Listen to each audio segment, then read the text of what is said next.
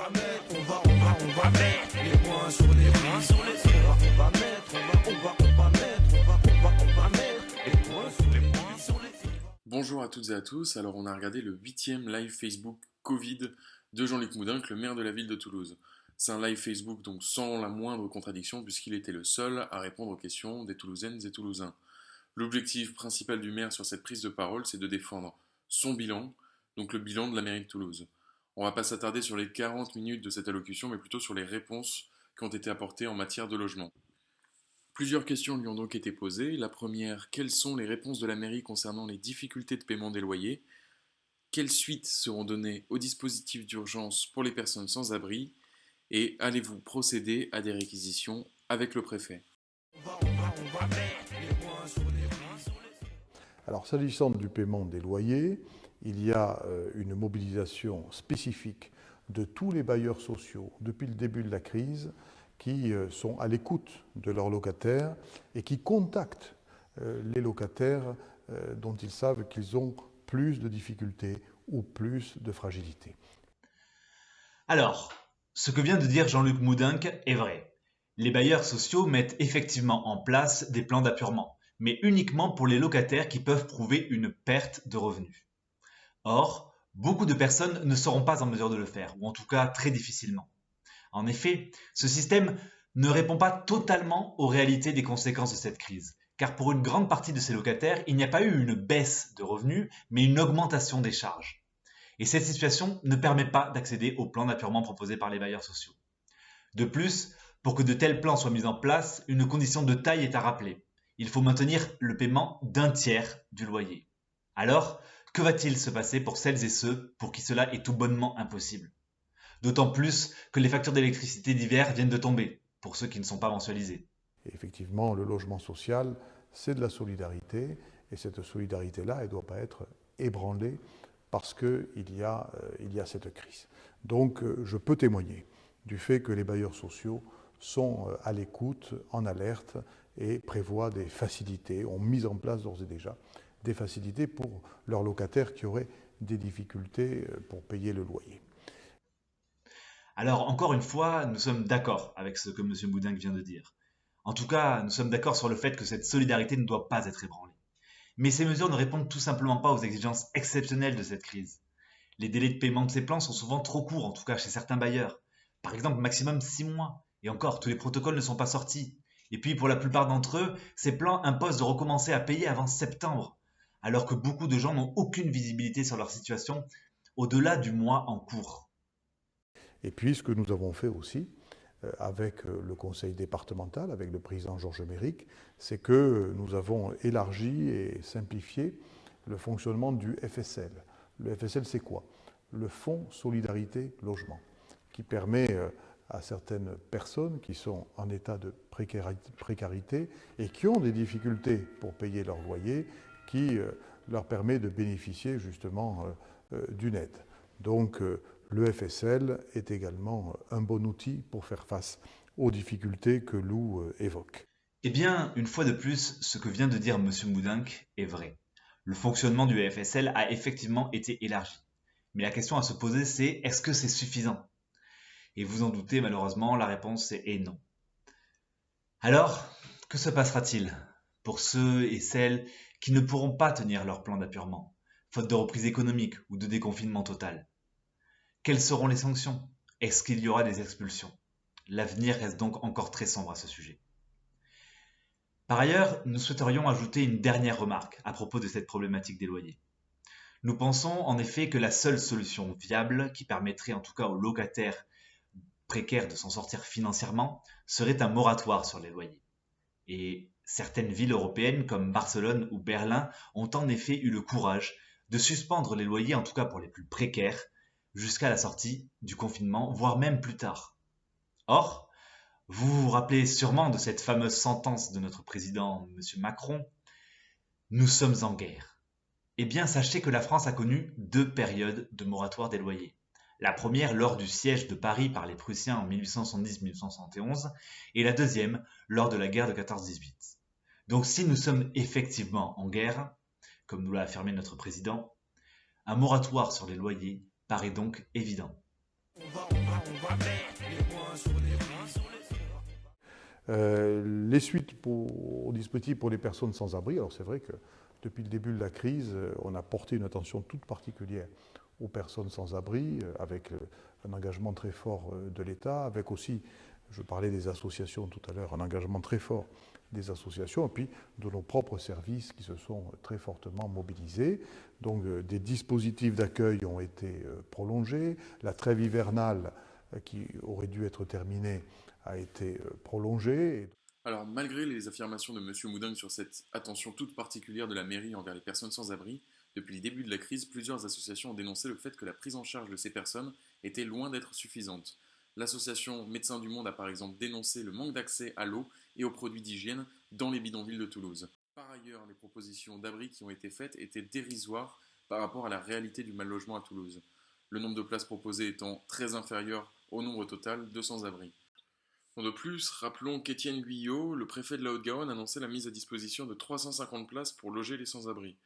Sur ces 350 places, il y en a 100 d'entre elles qui sont en réalité de simples lits de camp, alignés dans un gymnase. Or, il nous semble évident que confiner 100 personnes dans un gymnase, c'est prendre encore plus de risques de provoquer une contamination. Ce sont donc des logements individuels qui auraient dû être prodigués de manière systématique. Et donc il y a effectivement une attention particulière et des moyens supplémentaires qui ont été mobilisés pour les sans-abri. Également, ont été mis en place des dispositifs d'aide alimentaire avec des systèmes de tickets et donc des possibilités de se nourrir. Également, ont été mis en place dans certains endroits des dispositifs pour, je dirais, pour boire, hein, pour acheminer l'eau. Donc, on est très mobilisé là-dessus, puis on va le rester. Pour ce passage aussi, il est assez intéressant. Ici, Jean-Luc Moudingue nous présente un bilan, selon lui, très satisfaisant de sa gestion de la crise sanitaire. En parallèle, de nombreuses associations ont protesté contre l'insuffisance de ces mesures, jusqu'à attaquer en justice la mairie, l'État et le préfet. Celles qui l'ont fait sont Médecins du Monde, la CIMAD, le Secours catholique Caritas France, Utopia 56 et la Fondation Abbé Pierre. L'activité de ces associations consiste précisément en un travail de terrain avec les personnes précaires, en situation administrative difficile, sans logis, mal logés, etc. Leur ancienneté dans le domaine rend leur expertise incontestable. Au tribunal, leur première injonction était de prendre les mesures nécessaires pour assurer l'accès à l'eau potable, aux sanitaires et aux latrines, mais aussi assurer la gestion des déchets des personnes vivant dans des campements ou dans la rue. Bon, évidemment, ça a été rejeté, sous prétexte que la mairie et la préfecture en avaient déjà bien assez fait. Au même moment, et avec une cruelle ironie, des personnes sans abri ont été verbalisées à cause de leur non-respect du confinement. Est-ce que la trêve hivernale a été prolongée dans les faits ou seulement dans le discours ? À la réquisition du 36 rue Roquelaine, trêve hivernale ou pas, le procès va avoir lieu et la menace d'expulsion qui va avec. Pendant ce temps, tout ce travail a été en très grande partie fait de manière bénévole et à l'initiative d'associations ou de collectifs mettant leur santé en danger là où les pouvoirs publics auraient dû agir. Des systèmes de solidarité ont été déployés, dépannant tant bien que mal les personnes précaires, isolées et fragiles. Mais dans tous ces efforts, c'est plutôt l'inertie et le manque de réponse probante et rapide de la mairie et de la préfecture qui se sont fait remarquer. Allez-vous procéder à des réquisitions avec le préfet? Alors non, tout simplement parce que tout le monde sait que les réquisitions, ça ne marche pas. Je ne connais pas une seule ville de France, quelle que soit la couleur politique de son maire, qui procède à des réquisitions. Eh bien, vous l'aurez sûrement remarqué dans ce passage, M. Moudingue utilise des expressions assez spécifiques. Des expressions comme « tout simplement »,« tout le monde sait » ou « je ne connais pas une seule ville en France ». Ces expressions font partie d'une rhétorique bien particulière. C'est ce que l'on appelle la rhétorique du bon sens. En fait, ça consiste à présenter une idée comme allant de soi, comme étant tellement évidente qu'on n'a même pas besoin de l'argumenter. Et l'objectif de la rhétorique du bon sens, c'est de bloquer la réflexion des auditeurs. Avec une telle manière d'aborder, il est donc difficile pour l'auditeur de ne pas se sentir piégé ou ignorant, car non, tout le monde ne sait pas. Et de plus, son affirmation n'a aucun fondement. Qu'entend-il par « ça ne marche pas » ? En quoi une réquisition peut-elle marcher ou ne pas marcher ? Et puis d'ailleurs, c'est quoi au juste une réquisition ? La réquisition, c'est l'acte par lequel l'autorité administrative impose, dans un but d'intérêt général, le transfert de propriété ou d'usage d'un bien immobilier, et ce moyennant le paiement d'une indemnité. Alors, nous voulions par ailleurs vous faire part d'un fait que nous avions trouvé sur le site internet de la préfecture de la Haute-Garonne, qui, lorsqu'elle parle du mal logement, je cite, dit « La réquisition des logements vacants est un des outils à mobiliser ». Cet outil n'a donc rien de fantaisiste ou d'abstrait. La réquisition a été conçue à la suite de l'ordonnance de 1945. Elle devait initialement pallier aux nombreuses destructions de logements qui s'étaient produites à la suite de la Seconde Guerre mondiale. Mais cet outil a perdu son caractère exceptionnel en devenant une des réponses naturelles à la crise du logement qui, elle, perdurait. Et puis, il y a un article, l'article L611-1 du Code de la construction et de l'habitation. Cet article pose tout simplement le principe de la réquisition de logement. Le droit de réquisition peut être exercé dans toutes les communes où sévit, je cite, « une crise grave du logement ». Et cette situation est caractérisée selon la jurisprudence par d'importants déséquilibres entre l'offre et la demande de logement au détriment de certaines catégories sociales. Cette phrase est tirée de l'arrêt du Conseil d'État du 11 juillet 1980. De ce fait, la loi de réquisition n'est pas censée s'appliquer seulement à une situation de crise exceptionnelle, mais au mal logement de manière générale, qui persiste et s'amplifie depuis 1945. Je me souviens qu'à l'époque d'AZF, il y avait eu des milliers de personnes dont le logement avait été touché, atteint, qui avaient donc des besoins d'hébergement.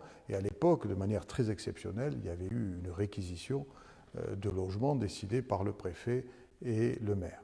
Et dans cette très grande ville qu'est Toulouse, malgré tout ce qu'il y a à Toulouse, on n'avait trouvé qu'une quarantaine de logements disponibles.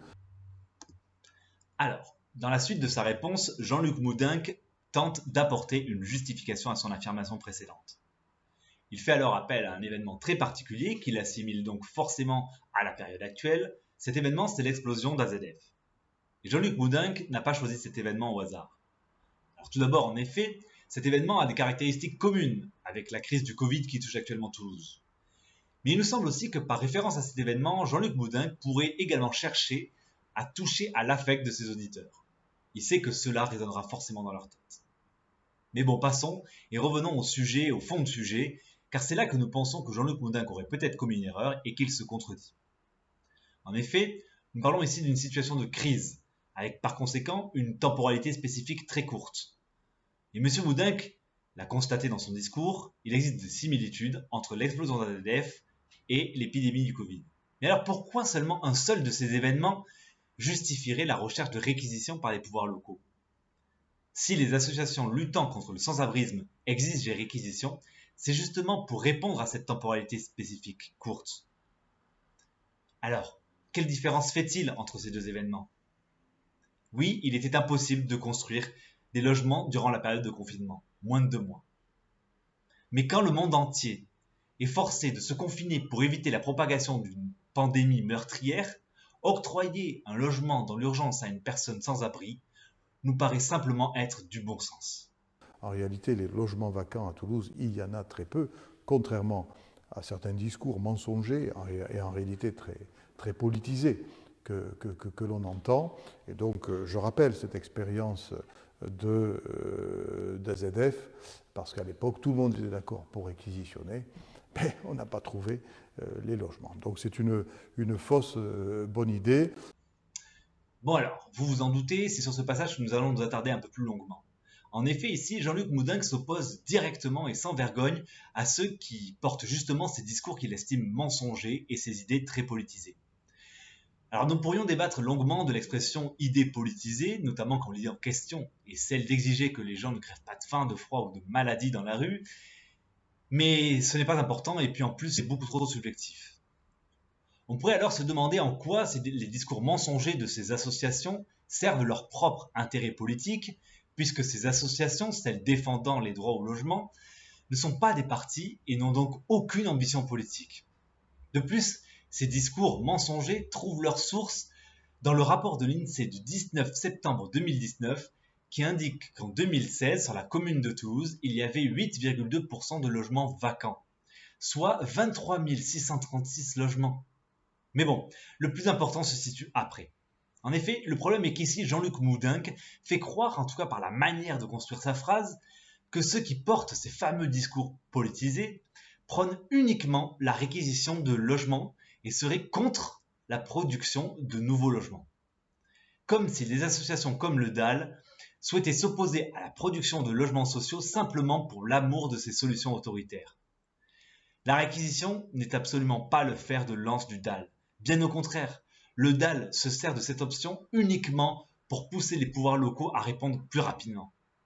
Mais revenons à l'analyse de la réponse de M. Moudinque, car plus grave encore, la construction de sa phrase laisse entendre au final que ceux qui tiennent ces discours, ces fameuses associations, s'opposent tout simplement à l'idée de permettre à un plus grand nombre et à parmi les plus fragiles d'accéder à la possibilité de se loger facilement et dans la dignité. C'est complètement absurde.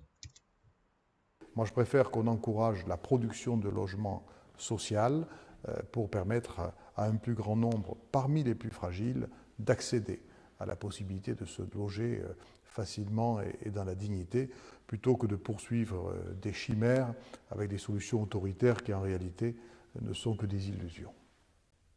Vous venez d'entendre la conclusion de Jean-Luc Moudinque à notre question relative à la réquisition. Ici, Jean-Luc Moudinque conclut en faisant référence au champ lexical de l'imaginaire, voire de la mythologie.